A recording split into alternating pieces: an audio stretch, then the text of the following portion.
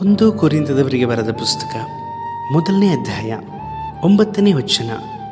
ದೇವರು ನಂಬಿಗಸ್ತನು, ನಮ್ಮ ಕರ್ತನಾದ ಯೇಸು ಕ್ರಿಸ್ತನೆಂಬ ತನ್ನ ಮಗನ ಅನ್ಯೂನತೆಗೆ ನಿಮ್ಮನ್ನು ಕರೆದವನು ಆತನೇ. ಕರ್ತನರು ಪ್ರೀತಿಯ ದೇವಜನರೇ, ದೇವರಾಗಿರುವಂಥ ಯೇಸು ಕರ್ತನ ನಾಮದಲ್ಲಿ ಈ ಮುಂಚಾನೆ ವೇಳೆಯಲ್ಲಿ ನಿಮ್ಮನ್ನು ವಂದಿಸ್ತೇನೆ. ಈ ದಿವಸ ಸಹ ಕರ್ತ ನಿಮ್ಮ ಕೂಡ ಮಾತನಾಡುವವರಾಗಿದ್ದಾರೆ.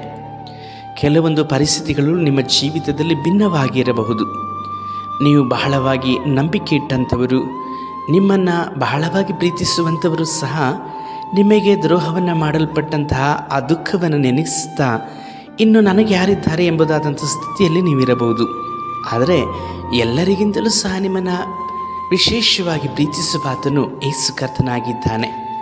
ಆತ ನಿಮ್ಮನ್ನು ಎಂದಿಗೂ ಸಹ ಕೈ ಬಿಡುವುದಿಲ್ಲ, ಎಂದಿಗೂ ಸಹ ತೊರೆಯುವುದಿಲ್ಲ. ಕರ್ತನು ನಿಮ್ಮನ್ನು ಪ್ರೀತಿಸಿ ನಿಮ್ಮನ್ನು ಆರಿಸಿ ತೆಗೆದುಕೊಂಡವರಾಗಿದ್ದಾರೆ. ನಿಮ್ಮ ವಿಷಯದಲ್ಲಿ ದೇವರು ಯಾವಾಗಲೂ ನಂಬಿಗಸ್ತನಾಗಿದ್ದಾನೆ.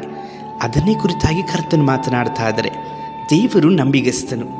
ನಮ್ಮ ಕರ್ತನಾದ ಯೇಸು ಕ್ರಿಸ್ತನೆಂಬ ತನ್ನ ಮಗನ ಅನ್ಯೂನತೆಗೆ ನಿಮ್ಮನ್ನು ಕರೆದಂಥವರು ದೇವರೇ.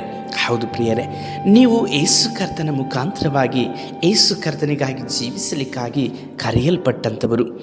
ಆತನ ಪ್ರೀತಿಯನ್ನು ಅನುಭವಿಸಲಿಕ್ಕೂ ಆತನನ್ನು ಅರ್ಥ ಮಾಡಿಕೊಳ್ಳಲಿಕ್ಕಾಗಿಯೂ ಈ ಲೋಕದಲ್ಲಿ ಎಷ್ಟೋ ವಿಧವಾದಂತಹ ಮೋಸಕರವಾದಂಥ ಪ್ರೀತಿಯಿಂದ ನೀವು ಹಾದು ಹೋಗಬೇಕು.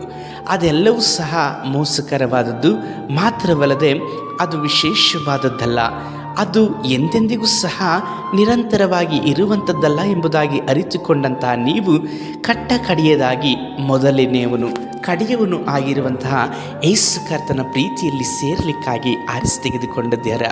ಇಂದು ನಿಮ್ಮ ಜೀವಿತದಲ್ಲಿ ಎಷ್ಟೋ ವಿಧವಾದಂಥ ಪ್ರೀತಿಯನ್ನು ನೀವು ಕಳೆದುಕೊಂಡವರಾಗಿದ್ದೀರಾ.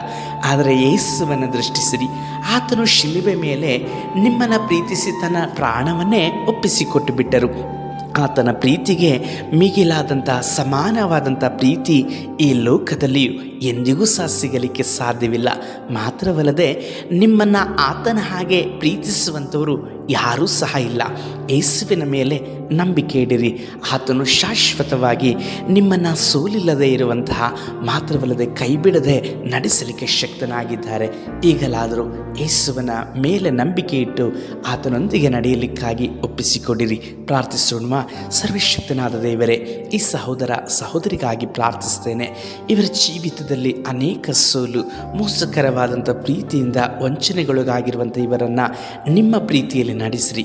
ನಮ್ಮ ರಕ್ಷಕನಾದ ಯೇಸು ಕರ್ತ ನಾಮದಲ್ಲಿ ತಂದೆಯೇ, ಆಮೇನ್.